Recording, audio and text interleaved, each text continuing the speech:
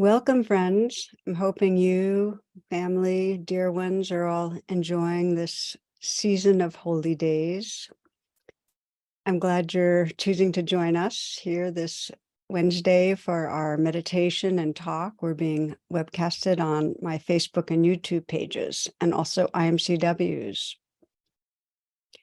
We'll begin with a bit of meditation. And to start, you might want to check your posture.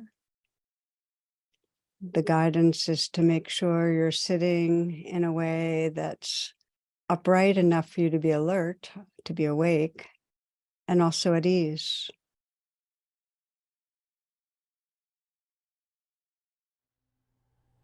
This is a good time to make any adjustments you'd like to how you're sitting. Make sure you're comfortable and ideally sitting in a way where you're upright enough to be awake, to be alert, but also at ease. You might close your eyes and deepen the settling, or if not, close your eyes, lower your gaze so the attention can go inward.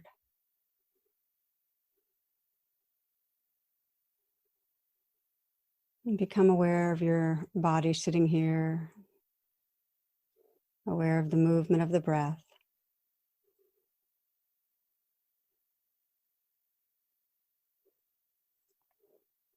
You might sense the possibility of relaxing with the breath, so that as the breath comes in, there's a kind of opening to receive it.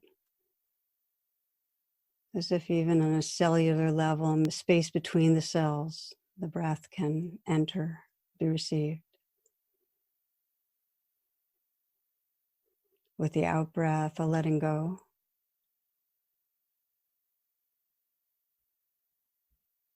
So that with each out breath, sense that you can release unnecessary tension or tightness in the body.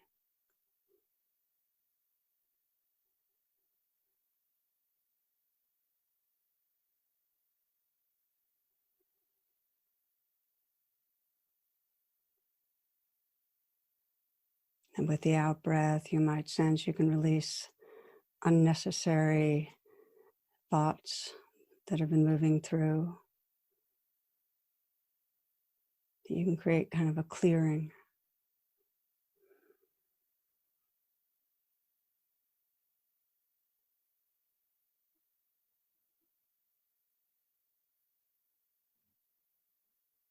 And to deepen that presence and ease, you might scan through the body.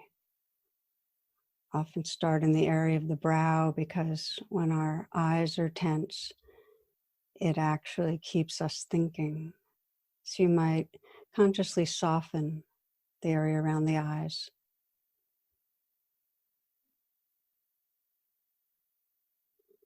And let the brow be smooth.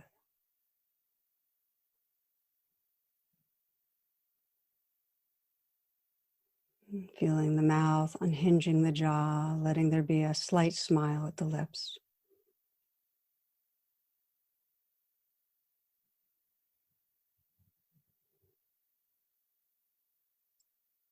Letting go through the shoulders, perhaps sensing the shoulders falling away from the neck, and then feeling them from the inside out, imagining the dissolving, the melting of ice to water and water to gas. So there's a letting go of any clenching,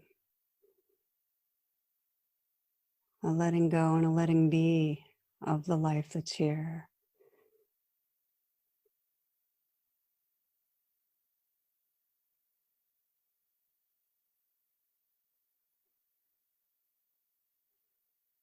Let the hands rest in a very easy, effortless way.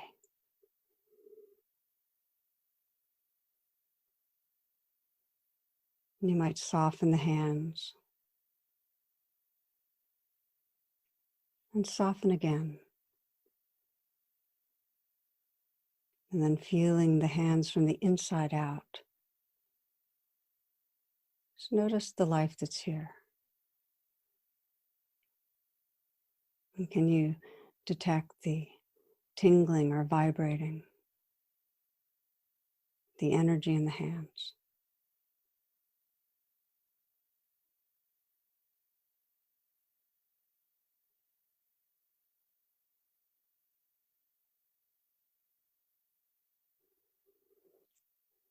You might sense an openness to the chest. And feeling the region of the heart, let the breath gently enter, be received, and leave with the movement of the chest expanding, settling. The breath comes in, helping you contact or connect with the feelings, sensations in the area of the heart. And with the out breath, releasing, letting go of whatever wants to be released.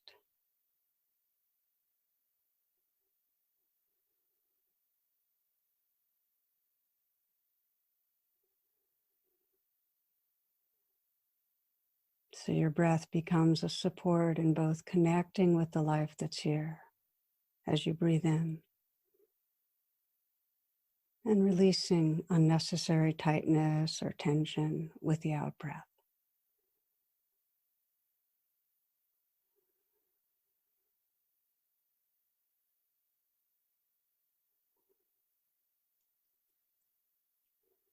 And scanning down, feeling the abdominal area and letting this next breath be received in a softening belly.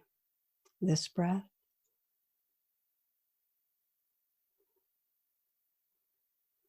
And now this one.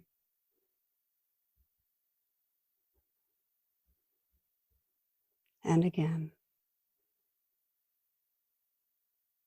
Continuing to feel the movement of the breath, allowing the belly to be soft.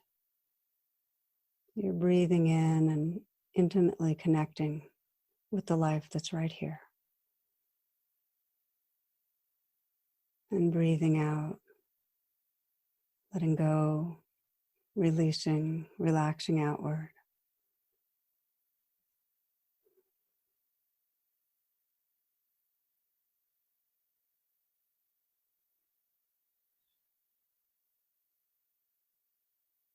In a similar way, feeling the breath in the pelvic region, receiving the breath deep in the torso.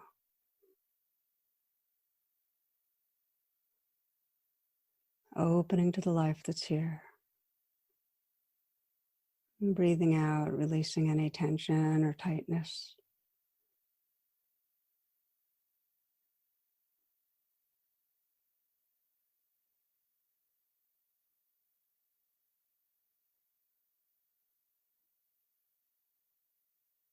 Aware of the legs, the weight, the volume, the length, the feet.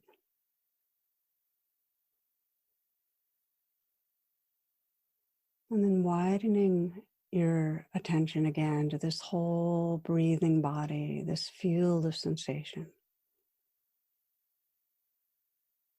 Breathing in, letting this whole form of aliveness, this dance of sensation, be felt in an intimate way.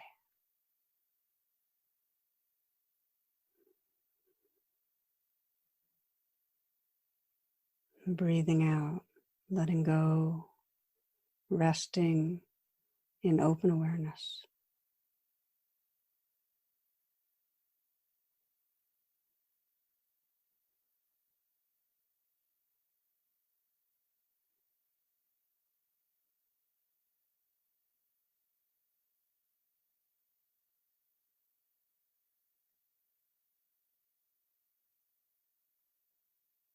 Continuing to feel this changing flow of experience that's here.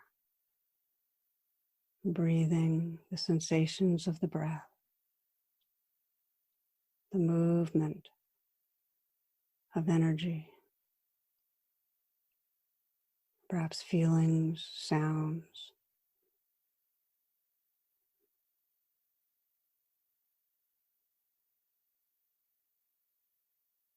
So that you can sense in the foreground this living universe, this changing river of experience.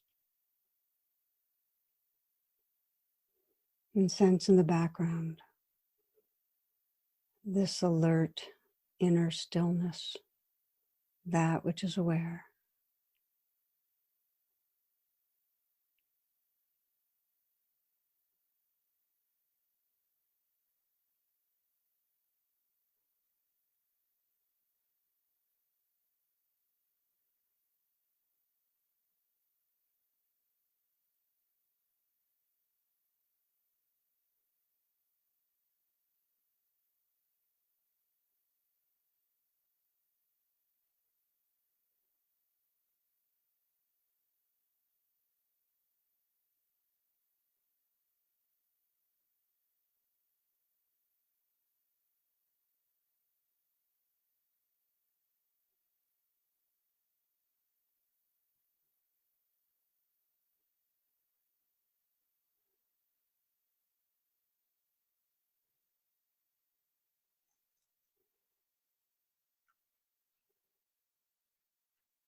Quite naturally, the mind gets drawn away from present and into thought forms, the future, the past, commentary.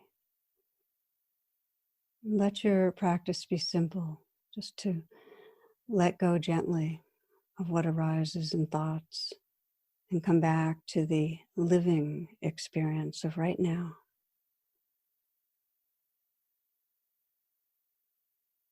Relax with what's happening right here.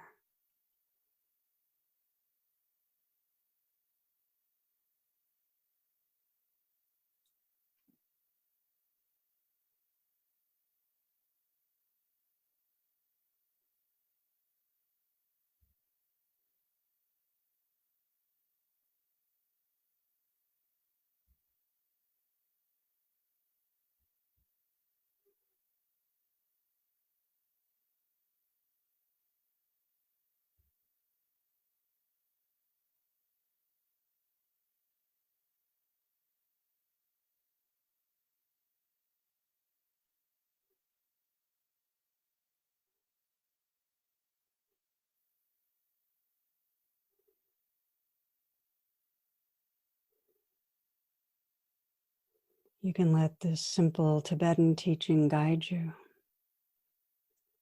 Let go of what is past. Let go of what may come. Let go of what is happening now. Don't try to figure anything out. Don't try to make anything happen. Relax right now and rest.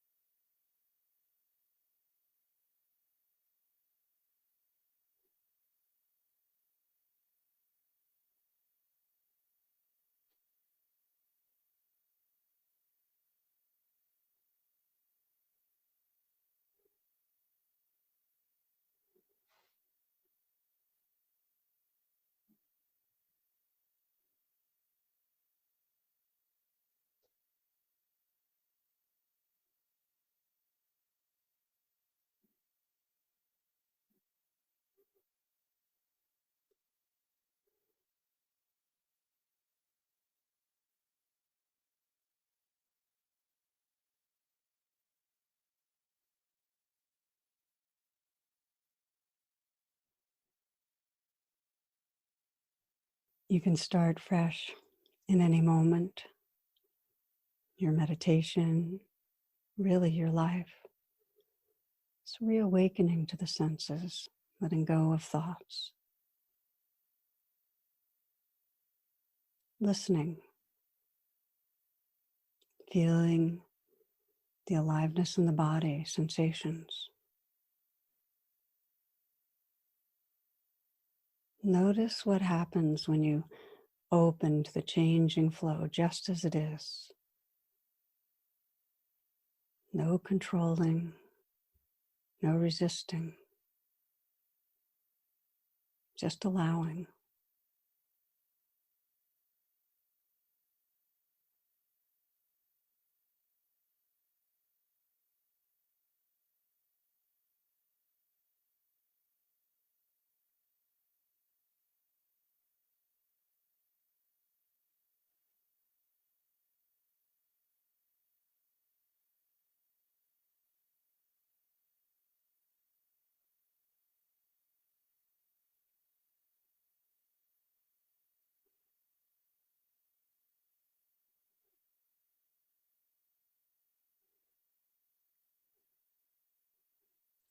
Let go of what has passed.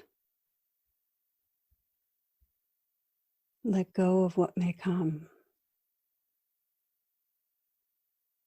Let go of what is happening now. Don't try to figure anything out. Don't try to make anything happen.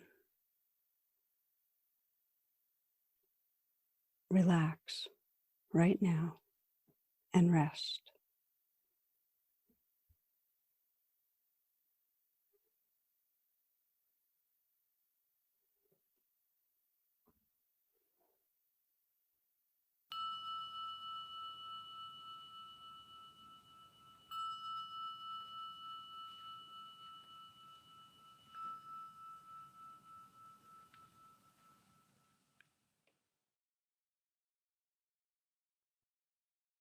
Gently bringing yourself back, making that transition from the formal to the informal practice of presence.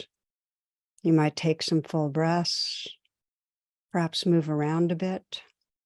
And as you do, I'll share the announcements for upcoming week. Please check my website. It's tarabrach.com, and there you'll find all the virtual offerings, and there are some new ones. The main thing I want to let you know about is that people are still enrolling, and this is from around the world, for our New Year's challenge. And it's based on the Mindfulness Daily program that Jack and I offer. It's a 40-day challenge, a 40-day program. And there'll be 3 live online sessions, and they'll include time for sharing and for questions. And there's also a community board and additional resources so Jack and I really wanted to create a space where we could help you to, if you're new, establish a regular meditation practice. And if you're experienced, to really deepen it in a meaningful way. So we hope you'll join us for that. IMCW's offerings are on imcw.org, and this coming week they include the Affinity Sanghas for Women, Living Mindfully with Illness Together, and the LGBTQIA+ SIT. Each week, this week included, you are invited to stay after the talk and join in with a mindful dialogue group, and very much invite you to do this. It's a chance to meet others in the community and share about your experience that you had during the talk. The call-in information is tarabrach.com/class. Also, to remind you that we offer these teachings, the meditations, the talks freely. Your donations really make a great difference, and whatever you can offer is deeply appreciated. And we know some are under financial stress, so there's no expectation, but do know that your generosity, your dana, does really help us. Links can be found in the description. Okay, we'll take a few moments of quiet and then move into this week's talk, which is the final one for the year of 2022.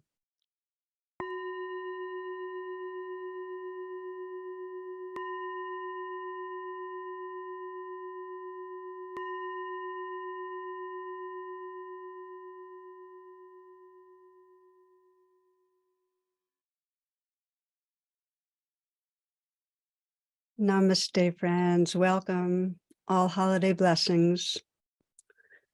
It is good to be with you. And I thought maybe I'd start with a favorite story. And this I heard back when my son was young in elementary school. In the school's art classes, they'd have the children divide up in fours. And as the story goes, this is teacher would be kind of circling around and the children would be drawing at their tables. And one little girl was particularly industrious into her picture. So the teacher asked her what she was drawing, and the little girl said, "I'm drawing God."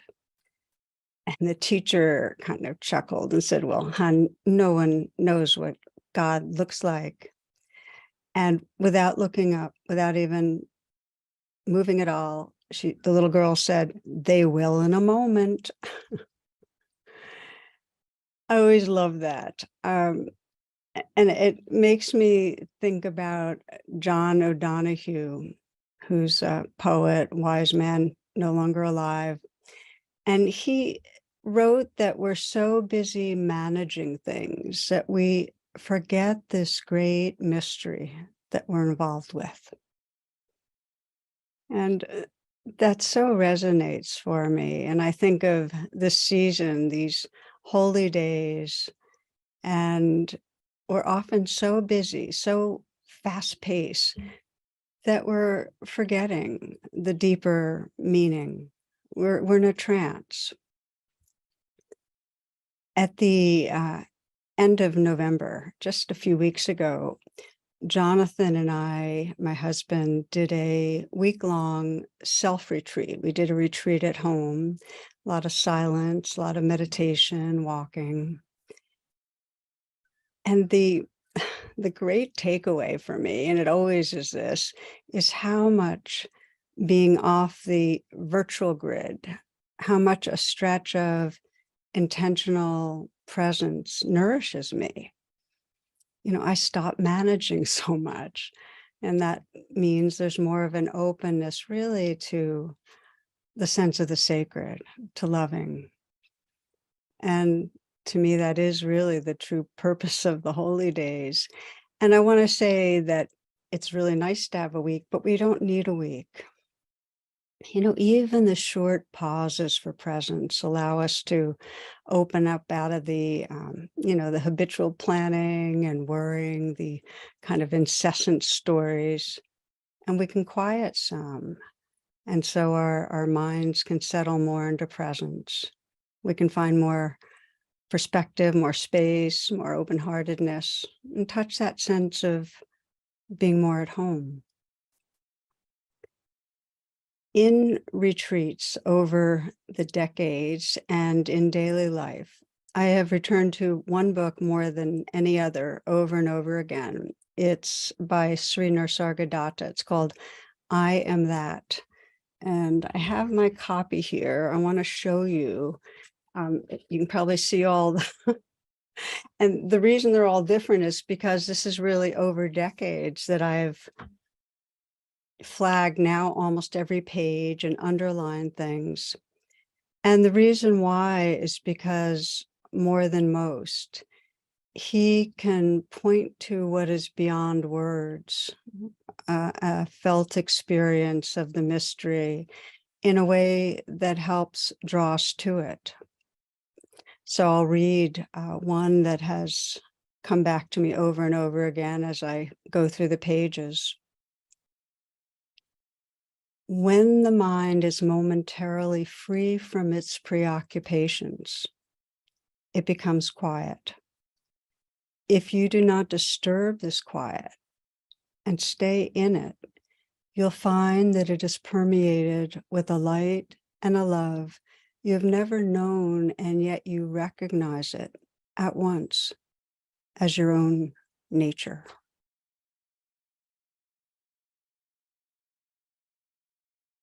So I wonder what happens to you as you listen to those words.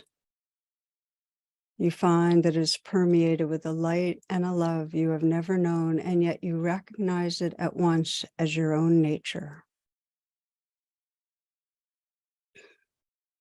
So I first encountered this, as I mentioned, decades ago. And for me, it brought up a deep sense of resonance, that light and love, it's the truth, it's the essence of who we are.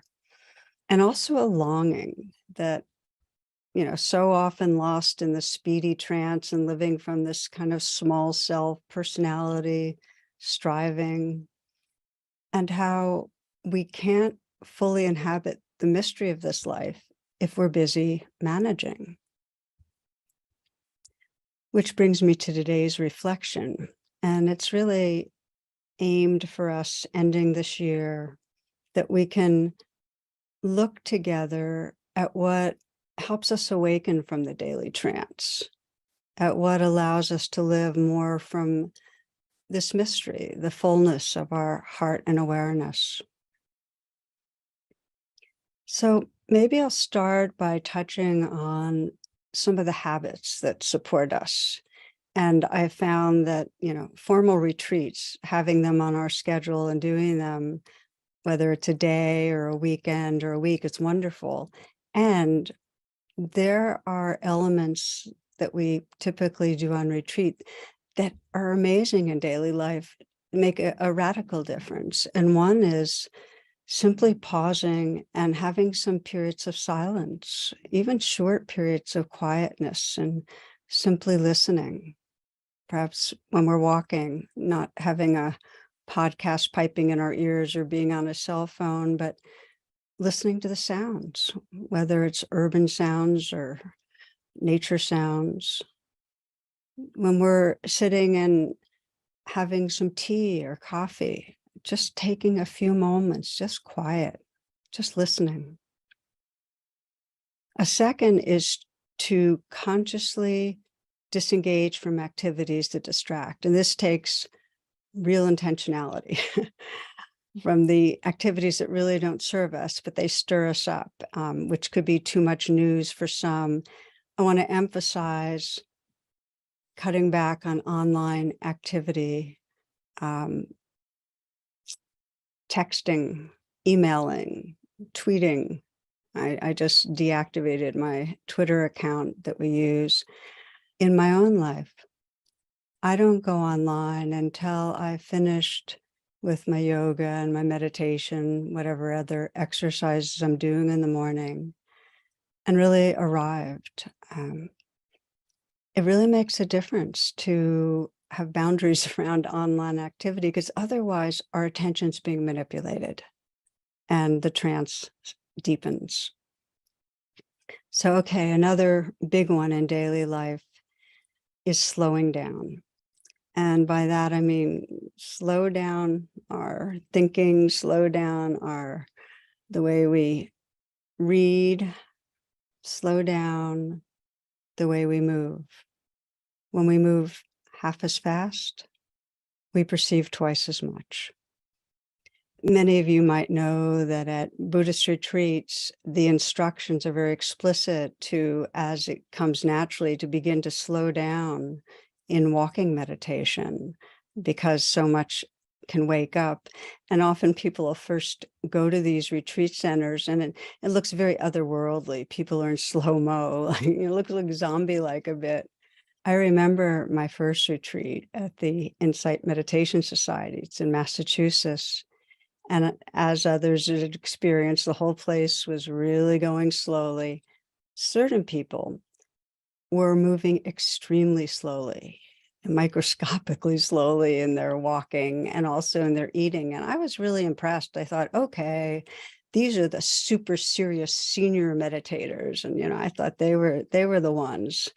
And I remember a few days in, as I started quieting, I noticed I could slow down and really inhabit the walking. And I remember being outside on my little area that I was walking on, going very, very slowly and thinking, wow, I'm so collected right now. I'm really noticing all the sensations of aliveness, step by step.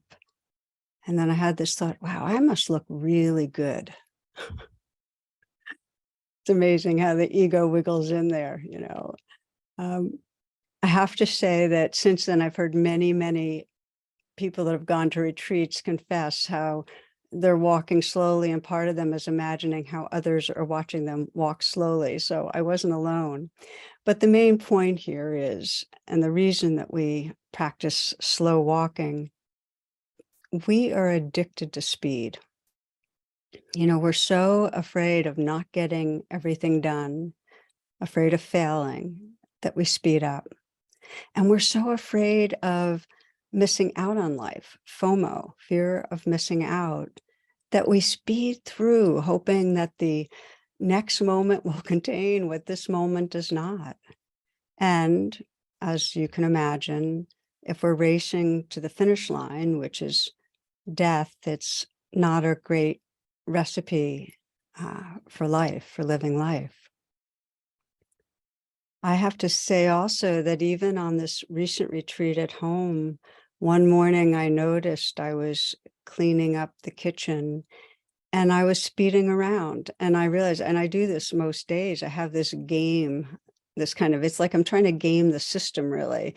How efficient can I do things? How fast? Planning the sequence so it's just right. And I caught myself. And then I did pause and I breathed and I said, okay, let's inhabit these moments. What a difference to be washing dishes and actually feel the warmth and the sudsy bubbles, and giving my puppy Katie her meds wrapped in almond butter, and she just loved them, and watching her enjoy, and just this shift from this speedy doing self to an enlarged sense of presence and aliveness. There's a real gift in slowing down. There's a real gift in finding the spaces between, finding the spaces beyond the incessant thinking and stories, really slowing down and coming back. Again, I'll read from Sri Nisargadatta. When the mind is momentarily free from its preoccupations, it becomes quiet. If you do not disturb this quiet and stay in it, you find that it is permeated with a light and a love you have never known, and yet you recognize it at once as your own nature.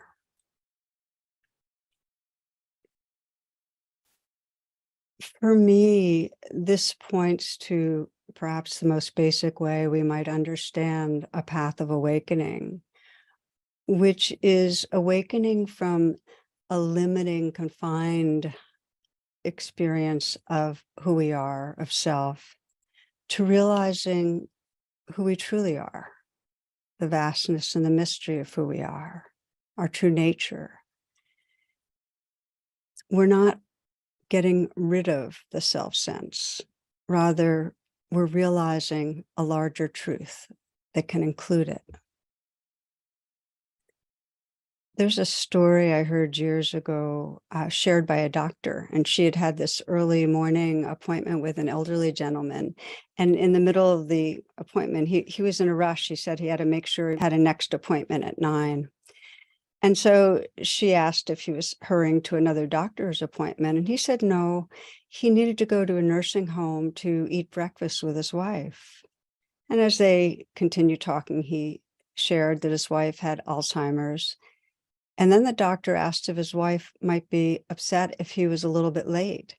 And he replied that she no longer knew who he was, that she hadn't recognized him for over 5 years. And so the doctor was surprised and said, and still every morning you go, even though she doesn't know who you are? And he smiled and he patted her hand and he said, she doesn't know me, but I still know who she is.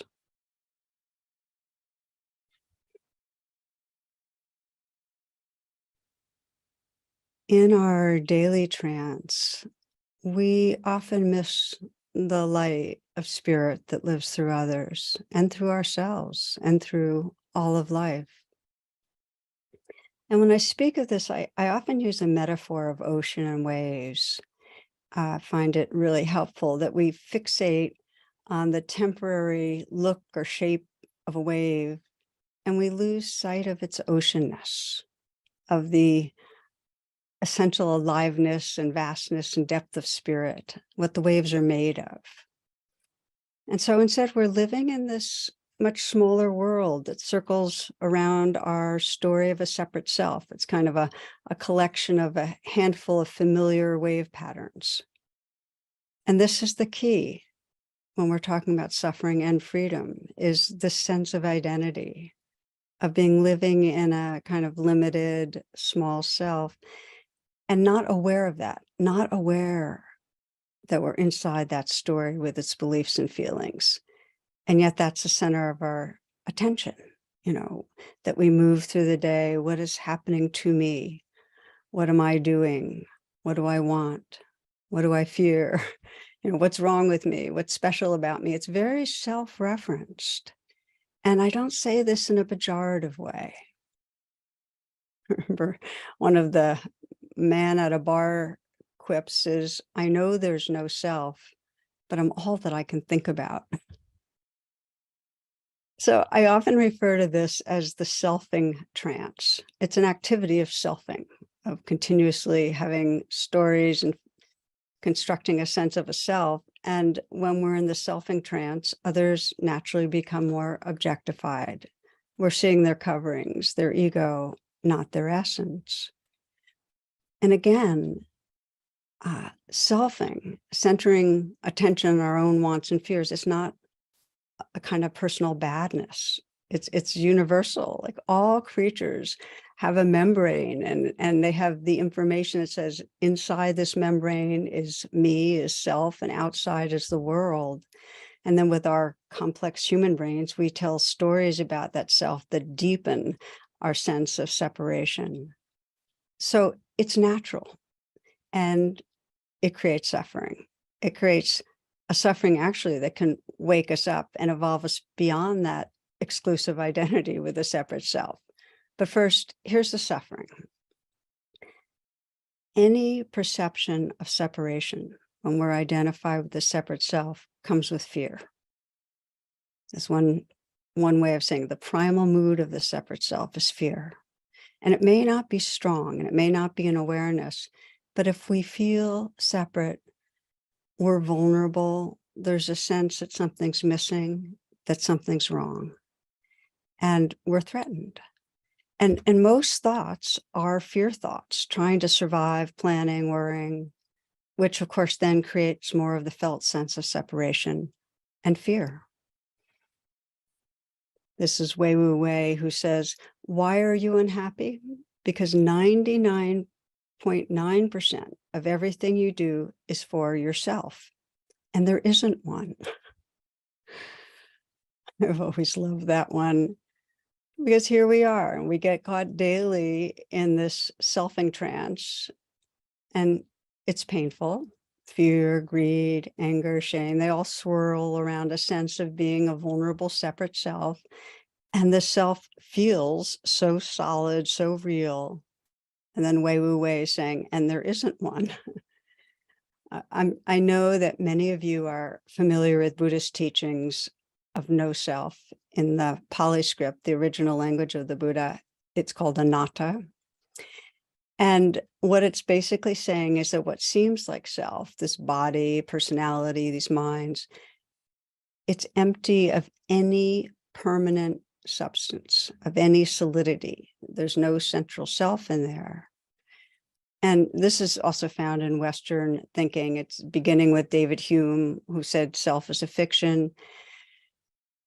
This is what neuroscience says, that the self is a construction, that there's no location or actual entity, and yet that sense of a self is continually reconstructed. That's why selfing is a better way to put it. It's continually reconstructed with our thoughts, which gives a sense of continuity to self. So our minds have what's called a default network, part of the brain that's dedicated to continually reconstructing the sense of self. And then in quantum physics, and again, I barely understand anything about quantum physics, but the basic contention of nothing exists outside of its relationship with everything else. So everything's arising as temporary interconnected manifestations from a quantum field of possibility, empty possibility, emerging and manifesting temporarily in a relational way, and then dissolving. So again, that's why I like the metaphor of ocean and waves, that we construct our identity from a familiar set of waves, thoughts, feelings, beliefs. And yet these waves are always changing. They're inseparable from the activity of other waves, and they're essentially filled with ocean. There's no self-existing entity, although it feels very much like that because our minds keep running a story of who we are. One shaman says, "You talk to yourself too much." You're not unique in that. Every one of us does. We maintain our world with our inner dialogue. A person of knowledge is aware that the world will change completely as soon as they stop talking to themselves. When the mind quiets, the sense of a self starts dissolving, which is actually a key to why our mind stays busy. It keeps us in this familiar orientation, and why when we practice meditation, we do begin to quiet and something changes radically. Now, the purpose of meditation practice is not to eliminate the sense of self. It's a necessary part of our daily functioning, but it's to remember a larger belonging, to have access to that, to remember that sea of being that includes all the waves, that sea of being that really is the one place we can experience the light and love of awareness shining through. Which brings us now to the practices that help us awaken to sensing that oceanness, which are trainings of how we pay attention. I mean, wise attention basically shifts us from trance to reality. It helps us release the exclusive identification with a separate self so that we can realize a larger belonging. And there are two key dimensions or elements in this practice. And the most familiar, what we speak about most regularly, is training to bring a mindful attention to the waves, to what's coming up. So then instead of fixating and being lost in thought, we become mindful of it. Instead of fixating on a physical discomfort or painful emotion, we become mindful of it. We become aware of the wave. We begin to be able to relate to the waves with kindness, to relate or respond to waves, not to react from them. And in the moment that you notice a wave and you're not inside it, you begin to loosen that clench of identification. This is Zen poet Ryokan. He writes, "To find the truth, drift east and west, come and go, entrusting yourself to the waves." Entrusting yourself to the waves. So we entrust, we relax, we open, we attend with mindfulness. That's the first dimension of practice in becoming awake to the ocean. Because in the moment that you become aware of waves, that you're witnessing the waves, and you're no longer inside them, you start beginning to directly experience oceanness. And the second part here is to experience that oceanness consciously. Become familiar with the ocean, because this is the fruit of mindfulness, this shift of perspective from personal subjectivity to an impersonal awareness of the ocean. And I'm slowing down here and I'm wanting to emphasize this because it's often skipped. I find a lot of people practice mindfulness, and as soon as there's some relief or release or opening or a little more perspective, there's a moving on to the next thing, rather than sensing the actual dimensions of that openness. What's it like? And so the idea here, and especially as you're listening, and if some of this sounds unfamiliar or just in some way not relevant to you, just stay curious. We're going to look more at the nature of oceanness, because really the deepening of the path is getting familiar with the awareness that's here and with the inherent qualities of openness, wakefulness, and tenderness. It's really that light and love that Sri Nisargadatta was pointing to that gets covered over by the thinking, but it's there. And the more that you recognize and trust that you're the ocean, the less you're afraid of the waves. And the add-on to that is when you forget you're the ocean, you'll be seasick every day. I really like that. So another story from my recent retreat to kind of give you a sense of these two dimensions in practice, being mindful of the waves and then really becoming familiar with ocean. In the middle of the retreat, I had a kind of a stretch where my back was kind of pre-spasming, and I was very aware of aging and of really mortality, just really sensing in the bigger field mortality. I have several very dear beings in my life who are seriously ill, and my dog Katie was in her final days, and we knew it. And so a lot of my experience, and it was difficult, was circling around the sense of loss and my own feelings of fragility and my friends and my pup. And I could feel a sense of kind of like, how do I start feeling better physically? What can I do? And worrying about my dog and tending to her. And then I just started whispering to myself, in trust to the waves. In trust to the waves. And I remember one time in particular, I was just feeling a kind of anxiety.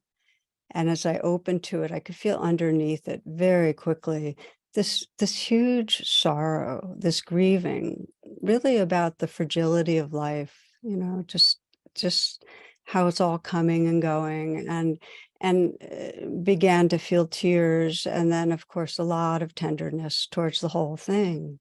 And there had been this movement of being with the waves, and now mindfulness was bringing just this more open, tender space. And I got very still and deepened attention. Just what is this field of awake tenderness like? And there was just this inhabiting of a very pure, wide open, loving, timeless, boundless kind of space. The love and the light of true nature. And there was a sense of every time something would come up, a wave of something, there would be an opening to it, and then just surrendering even more deeply. And I'm sharing this particular experience because I've been seeing this more and more in the last decade in my life, that the more fully I open to mortality and all the waves that are around impermanence, the more I open to love, that they're inseparable, that opening to the waves of impermanence brings an openness, a tenderness, a wakefulness that's really the ocean itself, very timeless, that behind the appearances, behind the feelings, behind the fears is something incredibly sacred, timeless, and pure. And the more times I open to it, the more trust in that deepens. I want to return to my pup, to Katie, because in fact, 3 days maybe after we ended our retreat, she did die. And the grief is really with me. I can feel it just saying her name, being with the pangs and the ache and the sorrow. And it's continued in the same way of just entrusting to those waves and finding over and over again this kind of timeless loving where her form is gone and where can the loving go? It's just what is. I'm aware, I'm sharing with you a very simple, clean kind of grieving. And as we know, there are many threats and losses that are really difficult to open to, waves that are very difficult to entrust ourselves to. So I want to slow down here and say, this is our challenge, that we have very deep conditioning to resist, to try to protect ourselves, protect that separate self, especially when our most entrenched self identities are threatened. Rather than open to the waves, we create more waves. And just take a moment to consider, how easy is it for you to open to waves when someone has criticized or insulted or rejected you? How easy is it when you're fearful about, let's say, your child's mental or physical health or another loved one's? Or when you've made an embarrassing mistake, when you feel your reputation is threatened, or when your finances are threatened, or when your life is at risk. So this is our conundrum in a way, that it's incredibly difficult, and yet only by entrusting to the waves, contacting our direct experience, do we gain access to the oceanness, to the wisdom and the love, the light of our true nature.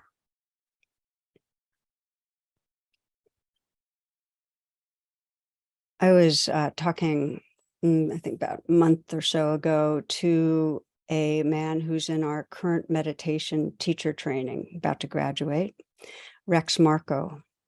And Rex is a neurosurgeon. He had a bike accident about 3 years ago, maybe 4, and it left him paraplegic. You can read about him. There's kind of numerous articles, really. It's very public information. He shared with me how these meditation practices have carried him. And of course, I have great interest because it's one of the areas that I most wonder about, is how, in the face of dying or losing everything that matters to us, do we find truly a refuge? And he said right from the start, right after the accident, when he realized the dimensions of the damage to his body, and he was a neurosurgeon, he got it, along with the serenity prayer and breathing, his first words that he said to himself were radical acceptance. Now, he hadn't read the book, but he knew the meaning of the words. Radical acceptance, entrusting yourself to the waves, opening to what is. And he described how some months after the accident, he was motivated to join the teacher training. He already was a practitioner, but to go deeper into the path for his own healing, and also to teach and serve others, which he's doing in powerful ways. He's the chief medical ambassador for the Christopher and Dana Reeve Foundation, in addition to his other medical work, and he's teaching. And in every engagement, he's an ambassador for the power of mindfulness, compassion. And he gives hope, what I call big T trust, in who we really are. That by opening to what's going on, we can discover something larger that can carry us, a timeless kind of presence and love. He gives hope. Now, as I speak, I'm imagining that many of you listening are familiar with opening to the waves, but maybe less familiar with how we actually come to know our oceanness, the formless dimensions of being, that timelessness. So this last part of speaking, I really want to emphasize how we become more aware of what we are beyond the self, a formless, loving awareness.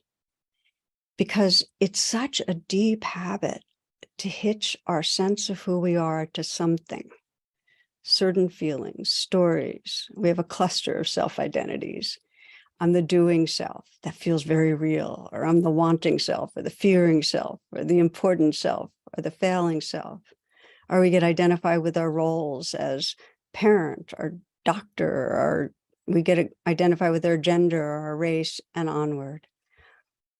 And so that our daily trance is identity with that limited sense of I am this, rather than the wholeness, the ocean, that's the source of the waves. In many traditions, the pathway to expose and loosen that narrow, exclusive identity is self-inquiry. In some way, we're directly asking, who am I? What am I?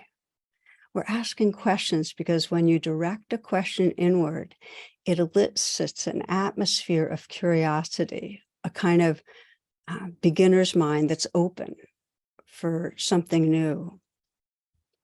Share a little anecdote where a young boy asks his father, where does the wind come from? And his father says, I don't know.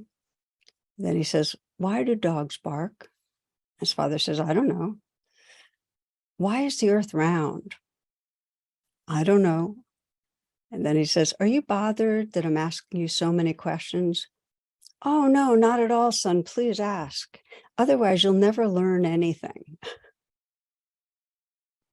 So this is asking questions, but it's asking questions to our own wise heart.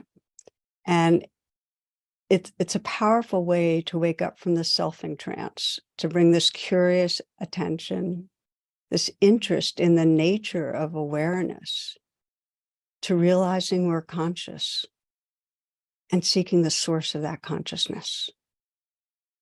Just right now, realizing you're conscious. There's a consciousness, a sentience, and to seeking the source of that. The way Sri Nisargadatta talks about it, he says the I am, what we might call the essence, is usually hitched to feelings, emotions, activities, stories, and that we need to recognize and unhook it to see clearly into our essence. So a brief reflection to try to ground this a little. Take some moments to let your attention go inward. And just feel your curiosity, that you can bring curiosity and care to exploring the selfing trance. And you might notice the quality of self as I bring up different situations, whether there's a sense of solidity or centrality. First, think of a recent mistake, something you did wrong, some place that you felt like you fell short, in some way were not enough.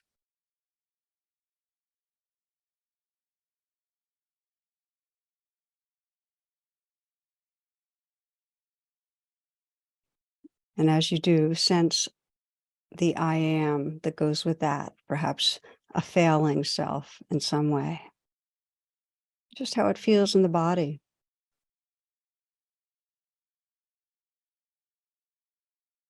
Now switch to something you did well, something in work or relationship you felt good about.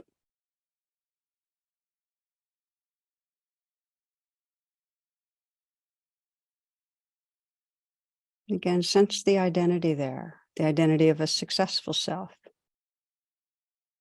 Who are you in that situation?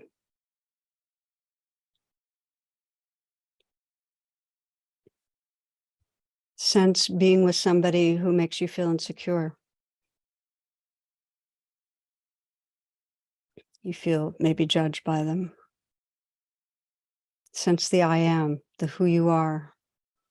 as more of the self-conscious or insecure self. Just feel it, the felt sense of the I am, the self. And then someone around whom you feel superior, even if you don't think you should be feeling superior, you just do. And what's the sense of self there? The I am.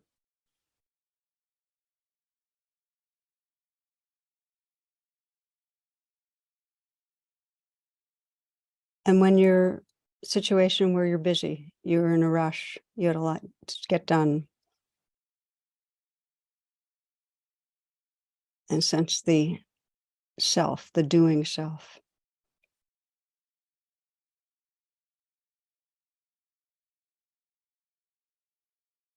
And take a few full breaths. Just notice the different identities.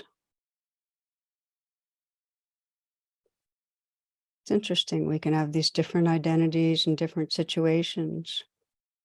They're all part of that cluster that feels so solid. Now, here are some qualities of heart that naturally dissolve the selfing trance that you might explore. Take a situation recently where you felt either gratitude for something or someone, or it might have been a moment of awe or wonder at beauty, or perhaps some feelings of love for someone. Just pick a situation where there was that kind of heartfelt goodness, gratitude, awe, love.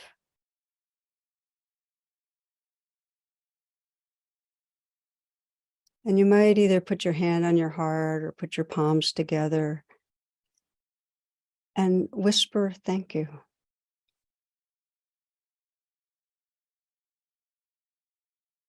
If there's a person involved, you can include their name and then whisper it again.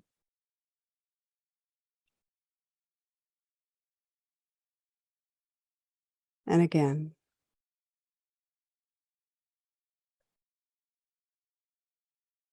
And now again, check and sense the I am, the sense of self. Who's experiencing this right now, this gratitude or beauty or love? What's the sense of your own being like right now?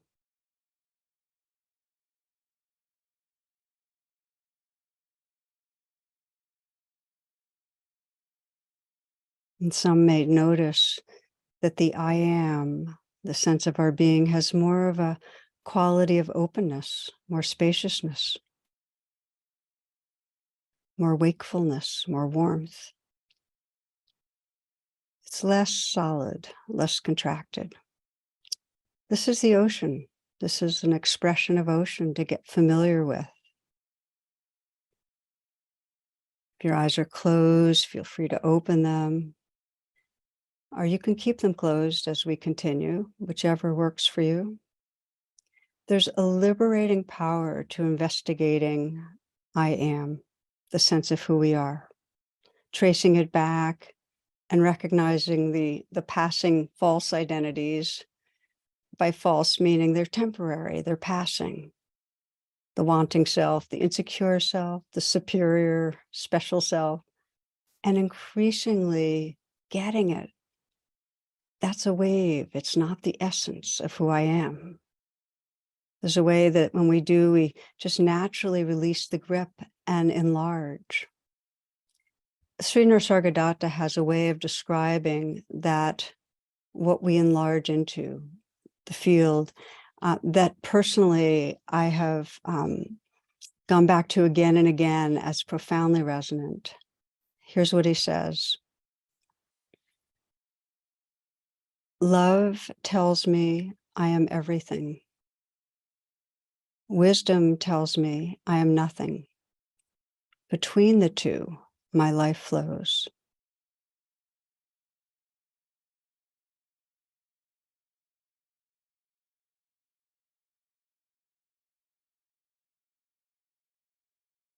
Perhaps as you hear these words, something resonates for you too. Maybe even without a lot of cognitive understanding, there's something your wisdom mind knows is true.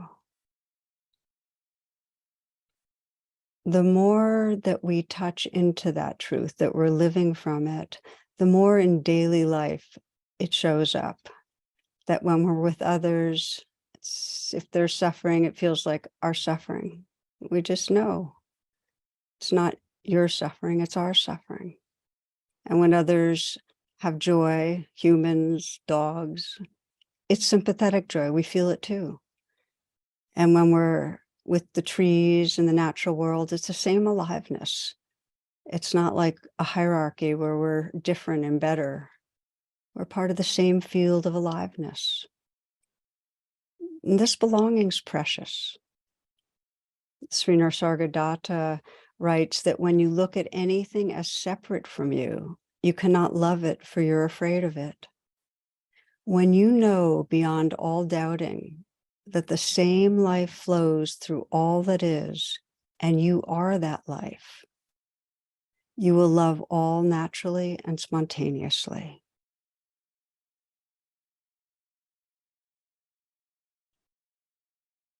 So I want to pause here and say again that the selfing trance is tenacious. Don't get discouraged. Really, what's called for, and this is true for all meditation, is relating to selfing, relating to the waves with kindness. Sri Nisargadatta calls it affectionate awareness. So that you're exploring, you're meditating out of a love for love and a love for truth, out of a curiosity of what's beyond this appearance of a small self. So we'll do one more practice of self-inquiry and invite you to, again, bring your interest and gentle attention inward. And you might close your eyes.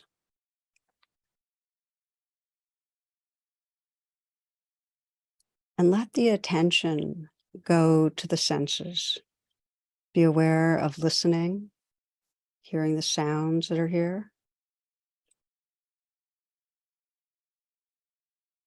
Let them wash through you.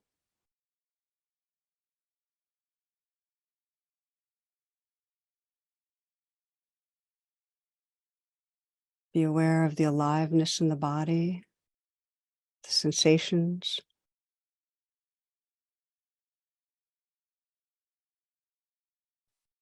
Feeling your face, letting it soften, feeling the sensations there. Your hands softening, sensations. Loosening the belly. Feeling the breath deep in the torso. Being aware of the felt sense in the heart area. Senses wide open.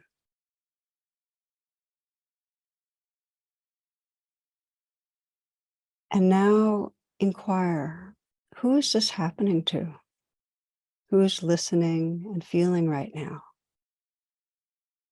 And see if you can find the sense of a self that's listening and feeling, that sense of an I am, that in some way is the place where you locate the sense of self. Just notice, is there a sense of a self behind the eyes maybe? Or for some, it's kind of located in the throat heart area. Where's the self located? Is there an image, a sense of a seated form? Just feel the self where it's localized from inside.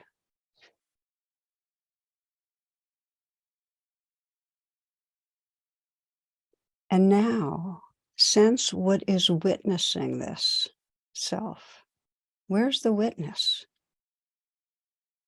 Is there a vague sense of a witnessing from outside of you, maybe in front of you, looking down at you, or is the witness behind you?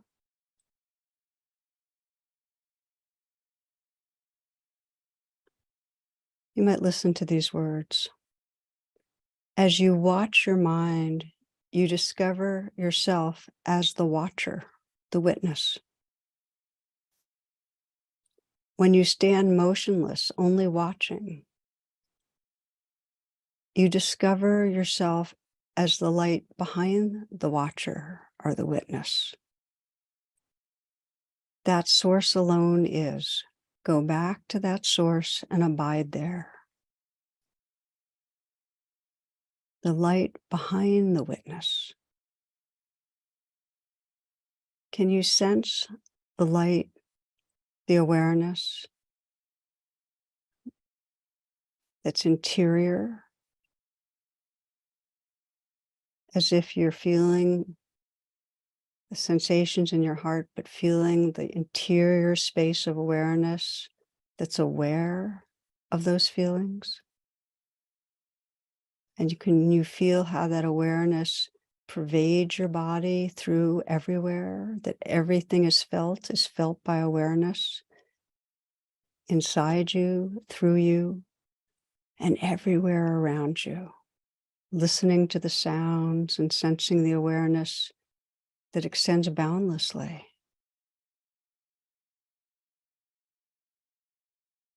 Relax and be that awareness, that all-pervading awareness. The light behind the witness.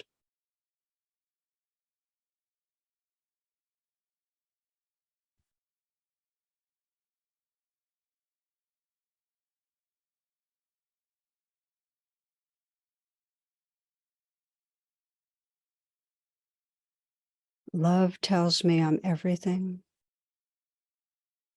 Wisdom tells me I'm nothing. Between the two, my life flow.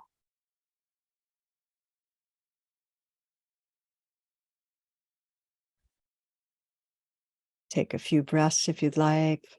Eyes closed or open.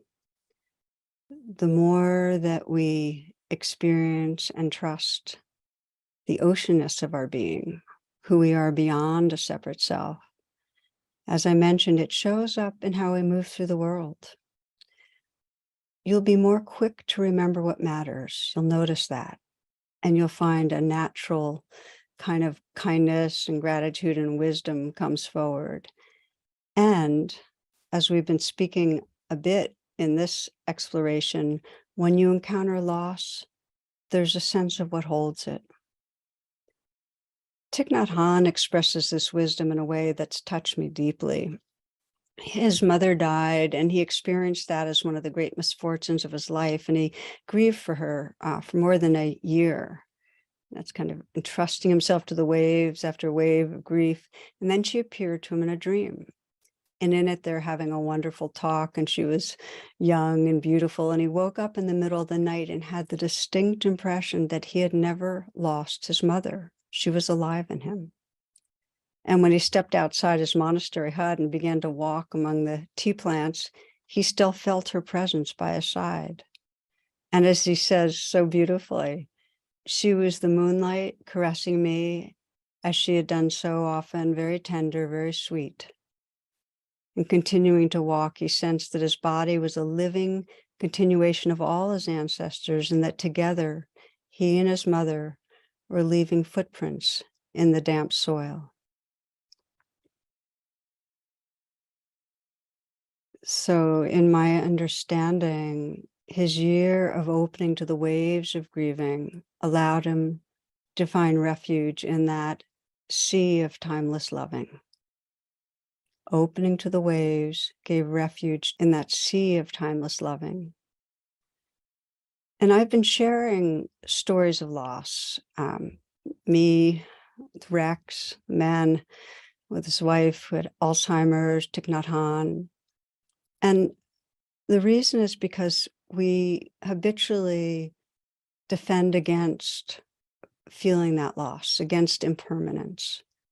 And every time we do, in all those moments, it solidifies a sense of being separate and threatened.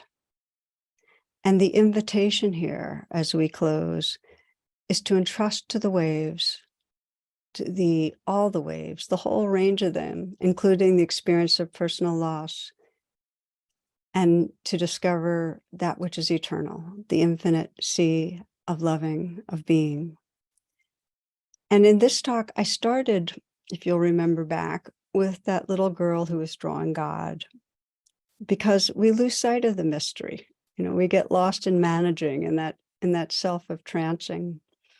And I thought I'd end with a story that Sri Nisargadatta told of his own awakening from trance.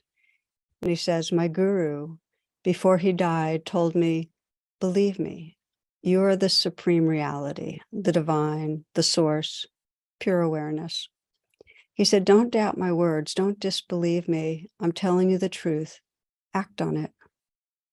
I could not forget his words. I pondered that for several years until I knew that it was the truth, until I became it.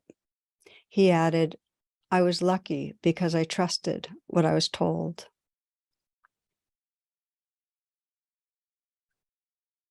So, my friends, if we're sincere, if we have a love for love, if we have a love for truth, there's no limit to what's possible. And it's powerful to enter the new year feeling that possibility, feeling that dedication to awaken to our heart and spirit.